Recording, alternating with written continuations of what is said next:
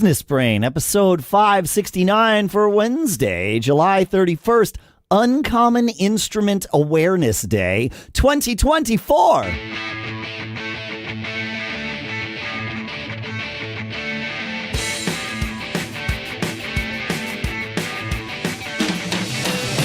Greetings, folks, and welcome to Business Brain, the show where we take an idea or three, we dissect it, we analyze it, we talk about it, we use it to tune our business brains each and every episode here on Uncommon Instrument Awareness Day in Durham, New Hampshire. I am Dave Hamilton.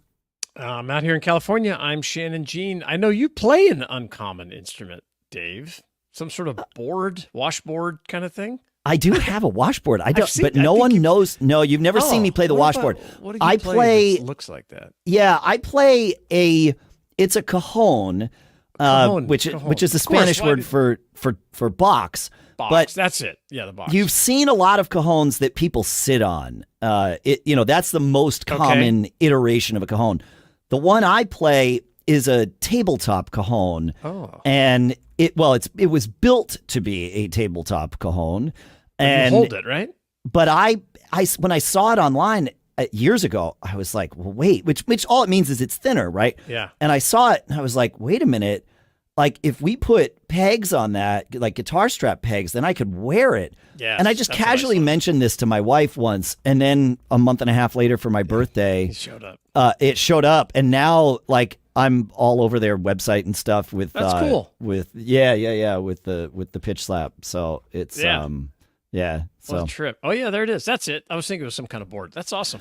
It is cool. Kind of a board. Uncommon instrument. It is an uncommon instrument. You're right. I have a question, Shannon, for you about something also uncommon that you mentioned to me once called inland marine insurance. What is that? I love that. I get excited about it. Okay.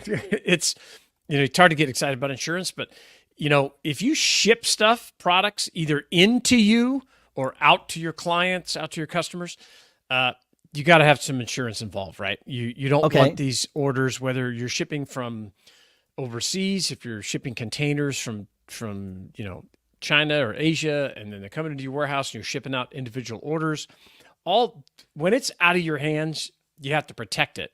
And inland marine insurance is a policy, or often a rider that you can add to your normal business insurance policy that protects that stuff as it's traveling. So in between your supplier and you, and often even more important, between your warehouse or your if you have a third party logistics, a 3PL company shipping your orders, your inland marine insurance can cover you at that as well. Rather than buying insurance from like the carriers like UPS or FedEx or USPS, which is very expensive, an inland marine policy is inexpensive and covers you. It's great. And it's for shipping. So it's even though it has the word marine in it, because it's inland marine, it's covering you when it's over land as opposed to over water. Yeah. Well, it'll cover it over water too. If you are just not large shipping, oceans or whatever. Yeah. Got it. There's all these policies have nuance, so you want to talk to your insurance carrier and just say, "Hey, look, I need coverage for this. This is what I'm looking for," and it's just a big. Most people, many businesses don't even know it exists, and it's a simple little thing. Again, often just a rider that you add to your insurance policy. That covers you, and you never have to buy insurance again for anything you ship. Anything, and if you're shipping massive, thousands of products, it really adds up if you're trying to cover those individually. So, plus, another important difference is you have a relationship with that insurance company that's different than if you're going to call UPS or FedEx and file a claim because something broke or the package got lost, right? So FedEx, UPS, they give you some minimum insurance. I think it's like $100. So you can always quickly file that. Product didn't show up or show up damaged. I want my $100. But if they're higher dollar items, which is usually the case, your inland marine carrier, you have a rep or an agent. They know you. Got it. And it's just much easier to deal with and much easier to get your claims processed when you have a problem. So it's great. I love it. I highly recommend it for anybody that's shipping stuff all over the country or all over the world. Yeah, it's cool. It's cool. Yeah, cool. But that's not what I really want to talk about today, Dave. What's that, Shannon? What I really want to talk about is this concept of for your business. What is your unfair advantage, right? Oh, yeah. What do you have that other companies don't have, right? Your unfair competitive advantage. Exactly. This is a concept we've mentioned a few times over the years, but we've never really dug into it. Yeah. Yeah. And so I think it's crucial to understand what it is. If you don't have one, try to figure out what it is. I think most companies do have one, but it's not things like, oh, we give the best service, whatever, our product's the best price. That's not it. No, you can have an advantage. Unfair. I love the term unfair competitive advantage because it gets people's attention and it raises the hackles sometimes. But it's not unfair in that you've created it to be unfair. No. It's that it is just something that you have or your company has or you figured out.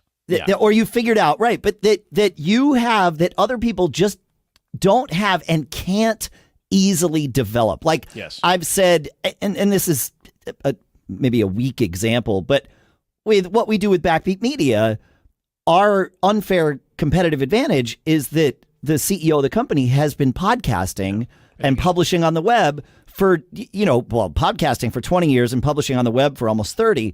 That's difficult for someone else to just step in and do exactly the same thing that we do. They can't say that they have what we have, right? Correct, so that's the kind of thing that you want to start thinking about with your business. Like, what is it that we have or that we've developed that would be very difficult for someone else to replicate? Right. Well, I'll give you a simple example and then a complex example. Okay. So when I was in college, some of my roommates, these guys were really into trucks and cars and working on them and doing stuff. So I said, hey, let's go buy some cars and trucks and sell them and make some money. Sure. And so when I was in college, there was a thing, like a little magazine newspaper thing called the Easy Ad. Some places have them like Penny Saver or something like that. Yeah, the place where you can go find used cars or sell used cars or used whatever, right? Yeah, and every Thursday this would come out, and we'd drive around town trying to find locations where they dropped them off and all this kind of stuff. And it was always a scramble, like, wait, it's not here, it's not there. So one day I just called them, and I said, hey, guys, what time do you drop them off? And they said, oh, it's kind of before, between 1 and 3, and this is kind of the direction. I was like, well, I don't know how. But then they said something very important. The representative said, well, but we drop them at 10 a.m. in the lobby every Thursday. Our rack is the first rack we drop, and it's 10 a.m. I hung up and I said, thank you. And guess where I was? That's what I need to know. Yeah. Guess where I was at 10 a.m. next Thursday? I was in their lobby. And so by the time we did this for a couple of years, before most anyone else got that, we had already found the deals, called the people, drove there, gave them the cash, and bought, what we thought was a good deal at that time. Yep. And it was great. And that was our unfair advantage. But that's something somebody else could have easily replicated. Yeah. They could have stood in the lobby with you. I would say these unfair advantages, you can replicate them. Mm-hmm. And there's a tie-in here with this topic that I want to mention too. But so let me see if I can find it. There is a location is often an unfair advantage.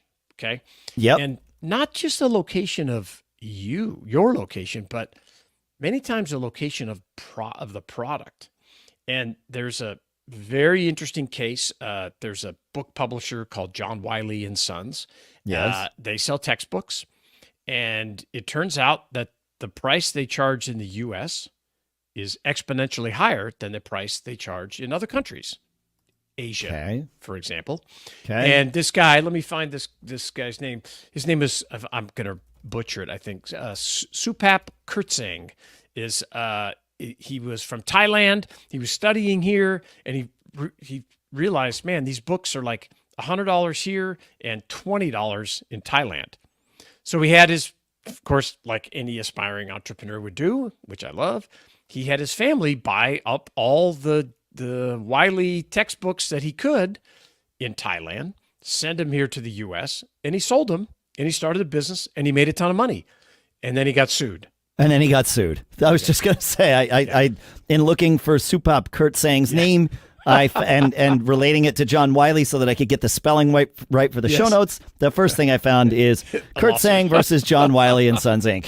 But the good news is he won. They took it all the way to the Supreme Court, and there's a legal doctrine called the doctrine of first sale, which is another thing that I just love, because effectively it means that once you own a product, as long as you're not encroaching on any kind of trademark or copyright, and it's an authentic product, not counterfeit. Once you own a product, you can do whatever you want with it. It doesn't matter if it's a book, a handbag, a DVD, a refrigerator, or a car, and it doesn't matter if you bought 1 or 5,000. You own it. The company that created it cannot tell you what to do with it. They may try, and of course, and I've sold a lot on marketplaces, eBay and Amazon, Poshmark, all those things, and companies, they do not like resellers that go and resell their product on these secondary markets. They just because it dilutes the value of what they can do. It eliminates their control. Yeah, that's right. They don't have control. So they will try to file things to get you removed from these platforms. And one of the easiest ways they do is people go and copy and paste the text from the designer, whoever, the manufacturer's website, and they put it in their listing, right? Because they say, oh, I want to list all the details. That's an easy way to get your listing taken down. So you have to write your own descriptions and all your data points. And it's important to nowadays, especially, to state that you're not affiliated with the company that manufactured this product. That's fair. Yep. Yeah, because that's another thing they try to put it in. But, this unfair advantage thing, it's all around us. Who you know, what. Right. I mean, I live in California. I'm right near Apple. And for years, I bought stuff from Apple employees, because Apple employees they'd be blowing out. I mean, I still kick myself to this day because I was buying like those 20th anniversary Macs. Yeah. And they were just, they were like $800. They were blowing them out to employees for nothing. And I did not save one. I don't have one in my thing. And now I go look and they're like $3,500. And I want it, but I don't need it. So my location was an unfair advantage. My relationships with people were an unfair advantage. 1,800, that's not bad. But so think about your business. What do you have that others don't? Do you have bigger trucks that can deliver more stuff at once? Does your product sound better than everybody else's because you've got a patent on some kind of sound thing like Sonos or something? I mean, all these things, you get them locked. Apple's unfair advantage is they get you, a super simple product that works most of the time, but they get you locked into their ecosystem as well, right? Totally. And you're not going to leave, and you get, mad at the guy who messes up your group chat with the green bubble. And that's right. So anyway, I think that unfair advantage is an interesting topic. I think that all of us, you could look at almost every business that's thriving, and look at NVIDIA. Their unfair advantage is that they started planning 5 years ago, 10 years ago, to figure this chip thing out. And now they have it, and everybody else is behind, right? Interesting. Yeah. Every business, you probably have one with your business. Just start thinking about what that is. And even tell ChatGPT or email us. We might be better at this than ChatGPT, but just email us, feedback@businessbrain.show, and tell us about your business. We'll have some questions for you that might really help with the whole unfair advantage. I remember when I started talking to this company called Osiris Media that did and still produces podcasts primarily towards live music fans. Okay. Well, one of their co-founders is a guy named Tom Marshall, who is and always has been the primary lyricist for the band Fish.